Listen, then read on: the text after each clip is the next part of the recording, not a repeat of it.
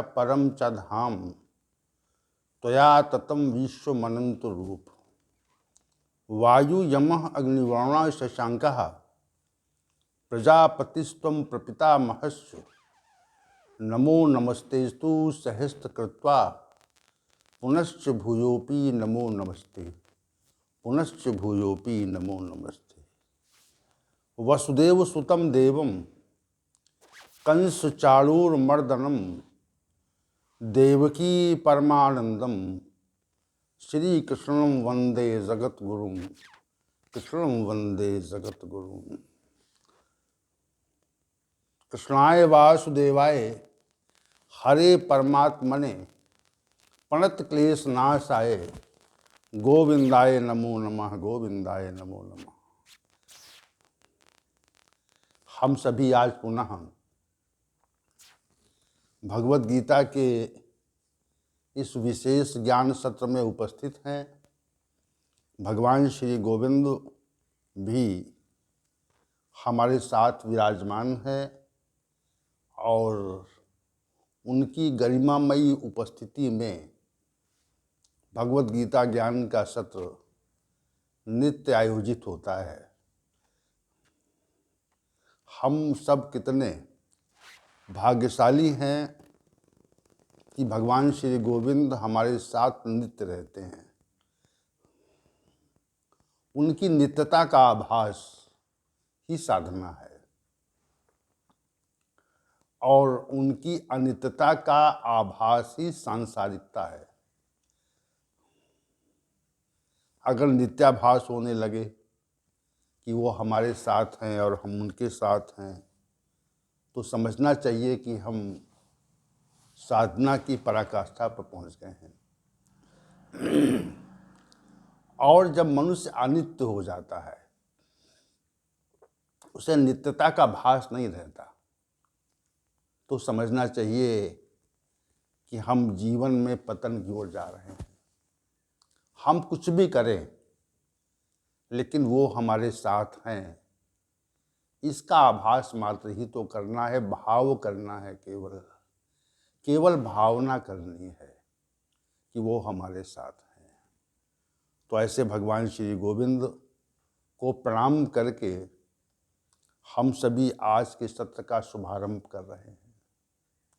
कल के सत्र में हम सभी ने अध्याय संख्या 18 के श्लोक संख्या 32 पर विचार किया था, जिसमें श्री भगवान ने तामसी बुद्धि के संबंध में विशेष वर्णन किया था और ये कहा था कि जो बुद्धि तमसावृता है, तम से आवृत है और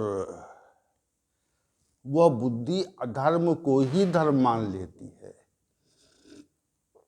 जो अनेक प्रकार के अनैतिक, असामाजिक, न किए जाने वाले कृत्य हैं, उनको करने योग्य मान लेती है। यह तामसी बुद्धि की विलक्षणता है, विशेषता है और सभी अर्थों को प्रतिकूल भाव से लेती है। अच्छी बात कहेंगे तो वो उसे अन्यथा भाव से लेगा। ये कहना श्री भगवान का है। समझना चाहिए कि वो बुद्धि जो है तामसी बुद्धि है। अब श्लोक संख्या 33 पर आज से हम विचार करना आरंभ करेंगे। 33, 34 और 35 ये श्री भगवान ने धृति के संबंध में वर्णन किया है। सात्विक धृति, राजसी धृति और तामसी धृति की व्याख्या श्री भगवान ने श्लोक संख्या 33, 34 और 35 में की। तो आज का जो विषय है वो सात्विक धृति से संबंध रखता है। आइए चलते हैं आज के विषय की ओर। धृत्या यया धार्यते मनः प्राणेन्द्रिय क्रिया योगेना व्यभिचारेण धृति सा पार्थ सात्विकी। हे अर्जुन, जिस धरती के द्वारा, जिस अव्यभिचारिणी धरती के द्वारा योग से मन, प्राण और इंद्रिय क्रियाओं को मनुष्य धारण करता है, वो धरती सात्विकी है। सात्विकी धरती की परिभाषित किया श्री भगवान ने और कहा योगेन यया अव्यचारिणा धत्या योगेन मनः प्राणेन्द्रिय क्रिया धारते सा धरती सात्विकी। हे अर्जुन, जिस अव्यभिचारिणी धरती से योग के द्वारा मन, प्राण और इंद्रिय की क्रियाओं को धारण करता है मनुष्य, वो धरती सात्विकी है। सात्विकी धरती की विशेष परिभाषा श्री भगवान ने श्लोक संख्या 33 में दी की। तो पहली जो बात है वह अव्यभिचारिणी शब्द को लेकर के है और दूसरी जो बात है वह योगेन मनः प्राणेन्द्रिय क्रिया की बात है।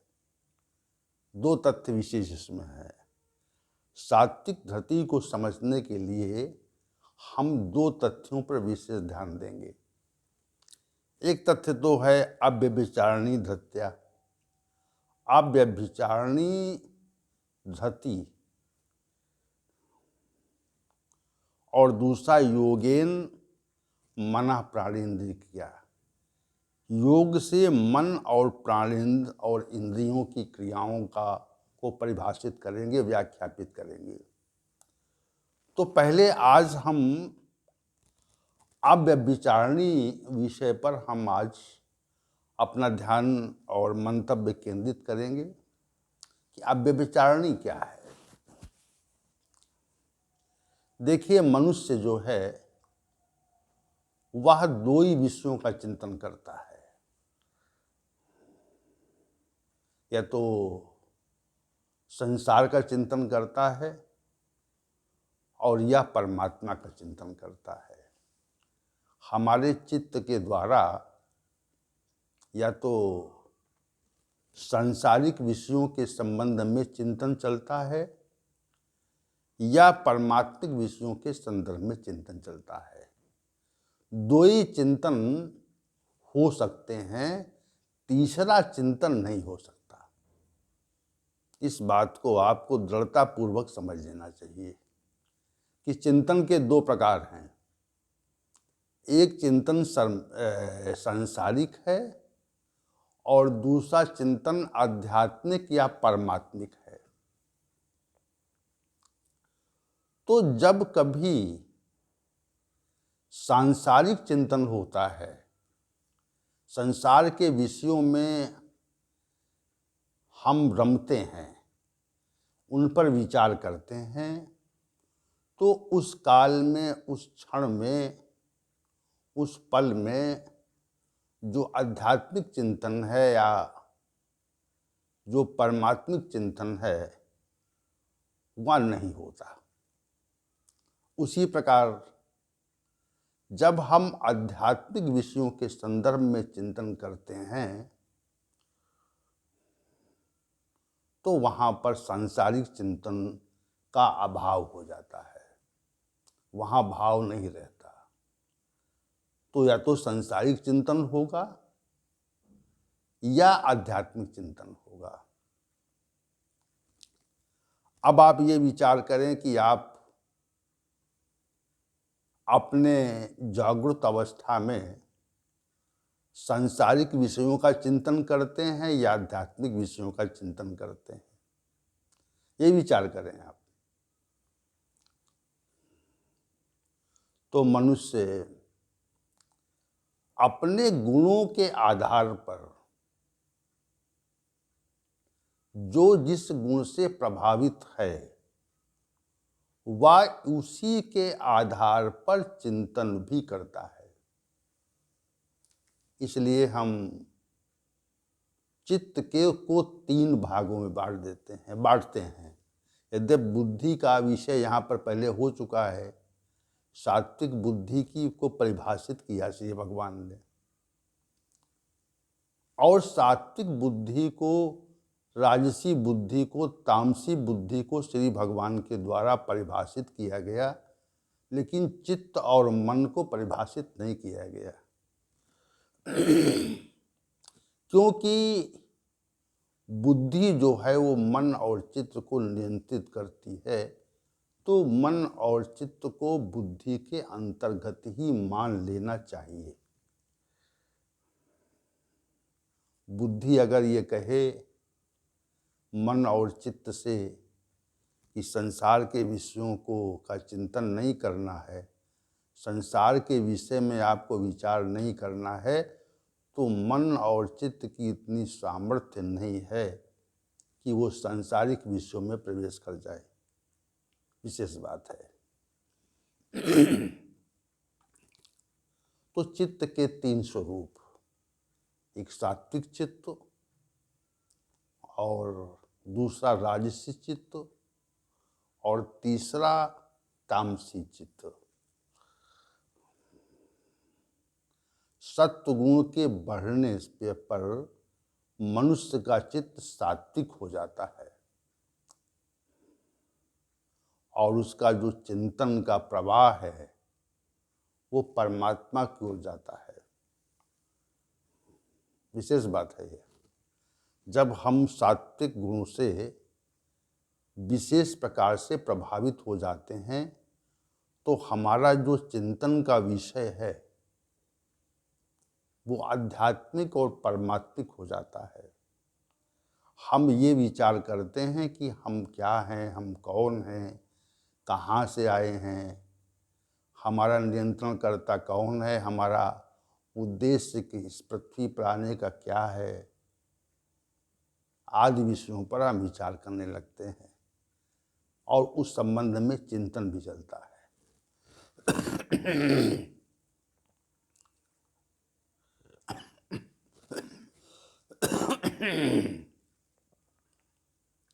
उसी प्रकार जब मनुष्य रजोगुण से प्रभावित हो जाता है, तो उसका जो चित्त है वो राजसी हो जाता है और राजसी चित्त संसार के विषय भोगों में लिप्त रहता है। संसार के विषय उसके चिंतन प्रवाह में रहते हैं, ये मानना चाहिए हमको। संसार के विषय राजसी मनुष्य के चिंतन के प्रवाह से अलग नहीं हो सकते, ये समझना चाहिए हमको। और जो तमोगुण प्रधान पुरुष है, उसका जो चिंतन है, उसके जो चिंतन का प्रवाह है, वह हिंसा की ओर, व्यभिचार की ओर, अनैतिकता की ओर, असामाजिकता की ओर जाएगा, निश्चित जाएगा। तो उसके चिंतन का जो प्रवाह है वो आध्यात्मिक नहीं हो सकता, विकृत होगा, विकृत चिंतन का प्रवाह होगा। तो चित्त के चिंतन का जो प्रवाह है वो या तो आध्यात्मिक होगा या सांसारिक होगा। 2 ही प्रकार से चिंतन का प्रवाह चलता है। और चिंतन का जो प्रवाह है वो हो कभी कभी परमात्मा की ओर जाता है और कभी कभी संसार की ओर जाता है। यह सत्व और रज मिश्रित मनुष्यों की स्थिति है। चिंतन का जो प्रवाह है वह कभी कभी परमात्मिक विषयों के संदर्भ को ग्रहण करता है और कभी कभी वो संसार में जाता है। तो पूरी तरह से जब मनुष्य के चित्त का प्रवाह परमात्मा के संदर्भ में न रहे, परमात्मिक विषयों में न रहे, कभी वह संसारिक विषयों में जाए और कभी वो परमात्मिक विषयों में जाए, तो इसी को अव्यभिचारिणी स्थिति कहते हैं।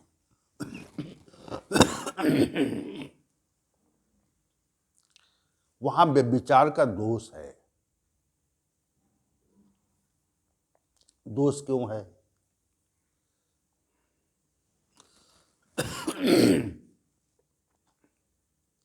दोष का कारण ये है कि हमको केवल परमात्मिक विषयों के संदर्भ में विचार करना चाहिए। हमारे भाव की जो प्रधानता है वो परमात्मिक विषय है, होने चाहिए, लेकिन संसारिक विषयों की प्रबलता के कारण हमारे जो भाव हैं वो संसार में जबरदस्ती प्रवेश कर जाते हैं, उनको हम रोक नहीं पाते। और जब रोक नहीं पाते तो वहाँ पर व्यभिचार का दोष प्रकट हो जाता है। संसार में रहे पूरी तरह से तो सांसारिक व्यक्ति हो जाएगा, अध्यात्म में रहे तो आध्यात्मिक हो जाएगा, लेकिन दोनों में रहना, संसार में भी रहना और विषयों में भी रहना और परमात्मा में भी रहना, तो ये व्यभिचार दोष है। और किसी प्रकरण में अव्यभिचारिणी भक्ति का भी उल्लेख आया है, अव्यभिचारिणी भक्ति के द्वारा। तो अव्यभिचारिणी भक्ति क्या है? अव्यभिचारिणी भक्ति ये है कि विषयों में मनुष्य का रमण हो और परमात्मा में भी रमण हो, शिव भगवान में भी रमण करना चाहे वो, तो वहाँ पर जो भक्ति है वो व्यभिचारिणी है। और जब शिव भगवान ही शेष बचे, संसार शेष न रहे, संसार का पूरी तरह से समापन हो जाए, तो ये समझना चाहिए कि आपकी जो भक्ति है वो अव्यभिचारिणी भक्ति है, उसमें व्यभिचार का दोष नहीं रह गया, संसार के विषयों के चिंतन के दोष का अभाव हो गया वहाँ पर। तो इसको कहते हैं अव्यभिचारिणी भक्ति, शिव भगवान के प्रति पूरी तरह से समर्पित हो जाना, ये व्यभिचार है, ये अव्यभिचारिणी भक्ति है। तो संसार के चिंतन का जो दोष है वो हमको व्यभिचार रूपी दोष में संलग्न कर देता है। इस तथ्य पर हमको निश्चित रूप से समझना चाहिए, विचार करना चाहिए। तो हम सभी आज चूँकि स्वामी जी पधार चुके हैं और हम सभी उनका उठ करके स्वागत करेंगे और उनको प्रणाम करेंगे।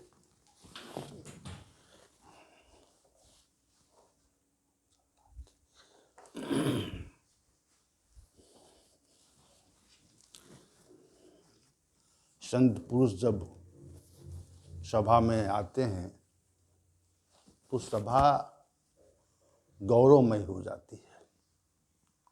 स्वामी जी को कोटसा प्रणाम। तो विषय ये हो चल रहा था कि अव्यभिचारिणी शब्द क्या है और व्यभिचारिणी शब्द क्या है।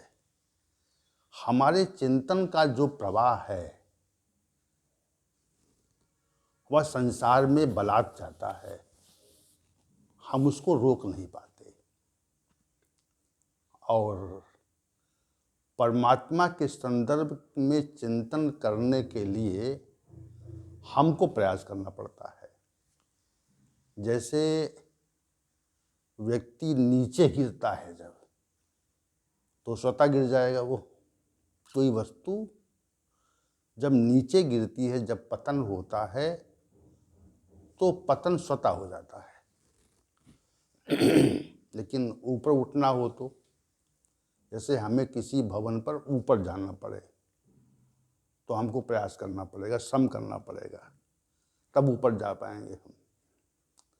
और अगर नीचे उतरना हो तो श्रम नहीं करना पड़ता। उसी प्रकार हमको परमात्मिक चिंतन के लिए प्रयास करना पड़ता है, श्रम करना पड़ता है। क्योंकि हमारी जो उन्मुखता है, हमारा जो चित्त है, वो पुनः पुनः सांसारिक विषयों को ग्रहण करने का प्रयास करता है। जैसे चुंबक जो है वह लोहे को अपनी ओर स्वतः आकर्षित करती है, या लोहा चुंबक की ओर आकर्षित हो जाता है। दोनों बातें हैं।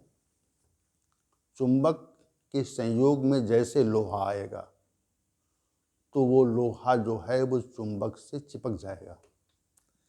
वैसे ही जो सांसारिक विषय हैं वो हमारे चित्त से चिपके रहते हैं। चित्त उनमें बार बार जाता है। हम प्रयास करते हैं फिर भी चित्त रुकता नहीं है। चित्त जाता क्यों है? चित्त जाता इसीलिए है कि सांसारिक विषय हमको अच्छे लगते हैं, उनमें हमको सुखाभास होता है। इसलिए हमारा जो चित्त है वो पुनः पुनः सांसारिक विषयों की ओर भागता है, पुनः पुनः भागता है। तो सांसारिक विषयों की ओर हमारा चित्त जाए और कभी कभी वो आध्यात्मिक विषयों की ओर चला जाए, तो ये व्यभिचार रूपी दोष है। इस दोष से जल्दी मनुष्य निवृत्त नहीं हो पाता।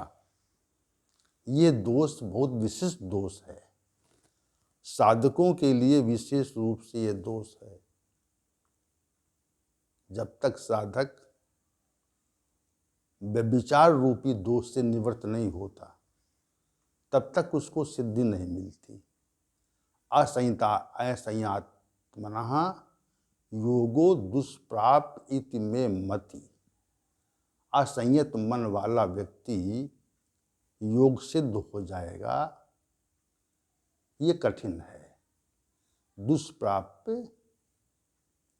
असंयतात्मनः दुष्प्राप्त इति, ये असंयत मन वाला व्यक्ति जो है उसको योग की सिद्धि होगी, ऐसा कठिन है, कठिनता से प्राप्त होने वाला है, ऐसा श्री भगवान का मत है। उसी प्रकार चिंतन का प्रवाह अगर विषयों में रहेगा तो हमको वास्तविक तत्व की उपलब्धि नहीं हो सकती।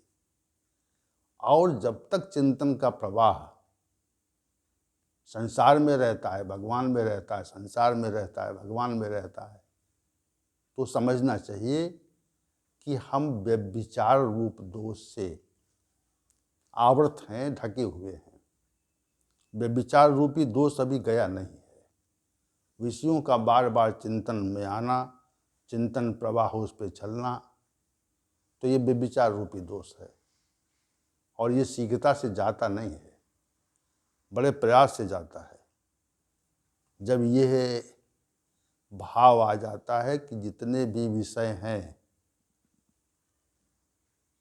वो सब घृणित हैं, विषयों के बारे में विचार करना और उनसे संपर्क करने, उनके संयोग की इच्छा, उनके संपर्क की आकांक्षा, ये जब मन में बैठ जाए ठीक नहीं है। ये मल स्वरूप है।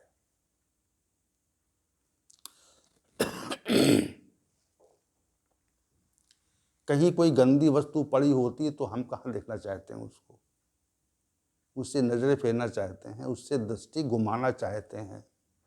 यही बात तो है, हम उससे दृष्टि फेरना चाहते, मल से दृष्टि फेरना चाहते हैं। वैसे जब ये बात मन में बैठ जाए कि विषय जो है मल स्वरूप है, तो दृष्टि घूमती है। चिंतन का प्रवाह संसार के विषयों से अलग होता है, और जब तक हम उनको सुखद मानते हैं तब तक चिंतन का प्रवाह संसारिक भोगों से नहीं अलग हो सकता, पृथक नहीं हो सकता। और संसार के विषयों में हम रमे रहें और थोड़ा सा आध्यात्मिक विषयों में भी रम लें, तो यही व्यभिचार रूपी दोष है। और यह सामान्य रूप से तो रहता है। यहाँ पर श्री भगवान ने ये कहा कि अव्यभिचारिणी धारण शक्ति से धारणा ऐसी बन जाए कि हमको सांसारिक विषयों का पूरी तरह से परित्याग करना है, ये धारणा बन जाए और इसमें धैर्य रहे। धैर्य की बात है ना, पहले धारणा है और फिर धैर्य बना रहे। पहले अवधारणा करते हैं ना किसी चीज की, और फिर उसका जो परिणाम है वो धैर्य के रूप में प्रकट होता है। तो अव्यभिचारिणी धारण शक्ति से संसार के विषयों के चिंतन के संबंध में धैर्य समाप्त हो जाए, धैर्य न रहे, और परमात्मिक विषयों के चिंतन के संबंध में धैर्य बना रहे। बहुत सहज भाव समझिए इसको। अव्यभिचारिणी धृत्या, अव्यभिचारिणी धारण शक्ति से धारणा कैसी हो? धारणा व्यभिचार रूपी दोष से मुक्त हो, यानी सांसारिक विषयों के चिंतन से मुक्त हो जाए धारणा, और फिर वो धैर्य बना रहे कि नहीं, हमको कुछ भी प्राप्त न हो, हमको सिद्धि प्राप्त न हो, लेकिन हमको केवल भगवत चिंतन करना है। ये धारणा बनी रहे और इसमें धैर्य बना रहे कि भाई सिद्धि नहीं मिलती है तो कहते हैं हटाओ, कहाँ सिद्धि प्राप्त नहीं हो रही, परमात्मिक विषयों के चिंतन से सिद्धि प्राप्त नहीं हो रही, श्री भगवान हम पर कृपा नहीं कर रहे हैं, हम बहुत प्रयास कर रहे हैं, श्री भगवान के चिंतन का हम बहुत प्रयास करते, लेकिन हम पे वो कृपा ही नहीं करते, तो धैर्य समाप्त हुआ ना। इसमें जो है धैर्य समाप्त हुआ, धैर्य का अभाव हो गया, धैर्य खत्म हो गया, धैर्य का समापन हो गया। तो समापन नहीं होना चाहिए। अव्यभिचारिणी धृत्या, अव्यभिचारिणी धारण शक्ति से, व्यभिचार रूपी दोष वहां पे नहीं है, वहां पर केवल मात्र भगवत चिंतन है और धैर्य पूर्वक है। वो धैर्य समाप्त नहीं होना है, धैर्य जाता नहीं है, धैर्य बना रहता है। सांसारिक विषयों के चिंतन से मनुष्य ने अपने को पृथक कर लिया, साधक ने अपने को हटा लिया, अब फिर सिद्धि वो प्राप्त करना चाहता है और सिद्धि नहीं प्राप्त होती है, तो धैर्य समाप्त होता है, लेकिन अव्यभिचारिणी धरती में धैर्य समाप्त नहीं होता, वो बना रहता है। तो अव्यभिचारिणी धरती का अभिप्राय यही है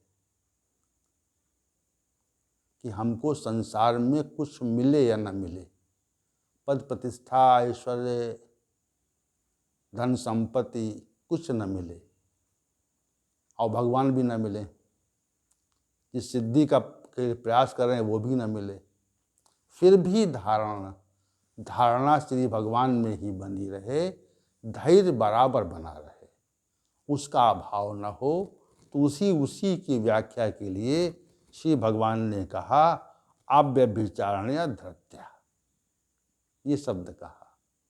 तो शेष जो इसका जो विषय है वो कल हम इस पर विचार करेंगे, क्योंकि आज के सत्र का समय जो है समाप्त हो गया है। कल फिर मिलते हैं इसी सात्विक धरती की व्याख्या के संदर्भ में। ओम सहनावतु सहनौ भुनक्तु सह वीर्यं करवावहै तेजस्विनावधीतमस्तु मा विद्विषावहै। ओम शांति ही शांति ही शांति ही। चलो भैया।